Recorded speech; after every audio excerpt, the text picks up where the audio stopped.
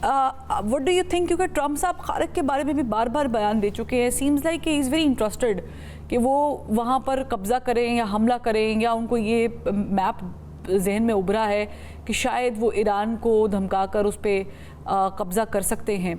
ये आपको इसकी पॉसिबिलिटी किस हद तक दिखाई देती है? और ये जो दोबारा हमले बीच में हुए हैं, इससे पहले भी हुए, उससे पहले भी हुए, ये ऐसे ही चलता रहेगा जब तक कोई रिटन अग्रीमेंट नहीं होता, या थम भी सकता है?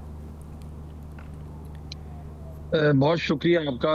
बड़ा एक इम्पोर्टेंट ये तो टॉपिक अभी 4 महीने से चल ही रहा है। मैं इस बात से बिल्कुल इत्तेफाक करता हूं कि ये ऐसे ही चलना है और ऐसे ही बयानात के साथ ये एग्रीमेंट भी होना है, क्योंकि दोनों साइड से जंग नहीं चाहती।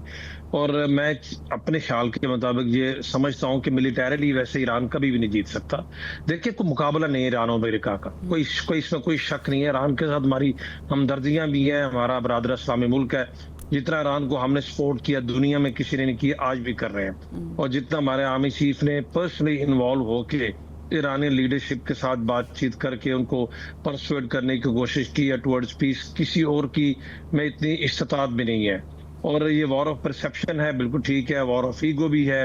परसेप्शन अपने लोगों को जहां तक तलक है, अमेरिकन पब्लिक तो खुद चाहती है जंग बंद हो, और ईरानियन पब्लिक भी जंग नहीं चाहती। ये बेसिकली इसराइल बीच में सबसे बड़ा स्पॉइलर है। बट इस तरह के वाकयात होने नहीं चाहिए, इसमें कोई शक नहीं। दोनों साइड्स को बहुत रिस्ट्रेंट का मुजाहरा करना चाहिए, और काफी हद तक मामला एक बेहतरी की तरफ जा रहे हैं, क्लोजअप की तरफ जा रहे हैं। इस तरह के इशू से बयाना से आपकी बात बिल्कुल ठीक है, बयाना से बहुत सारा नुकसान होता है।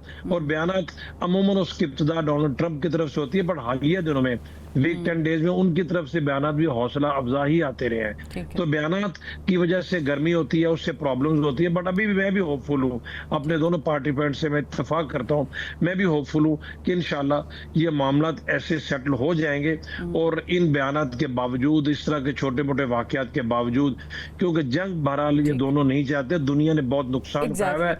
आज देखिए हमारे जैसे मुल्क तो ज्यादा सफर कर रहे हैं, क्योंकि हम बहुत सारी चीज़ों पे रिलाय करते हैं। बहुत ज़्यादा सफर एग्जैक्टली कि जो आपने पॉइंट किया है कि आप होपफुल हैं। अहमद हसन साहब, लेट्स कोट एन एग्जांपल।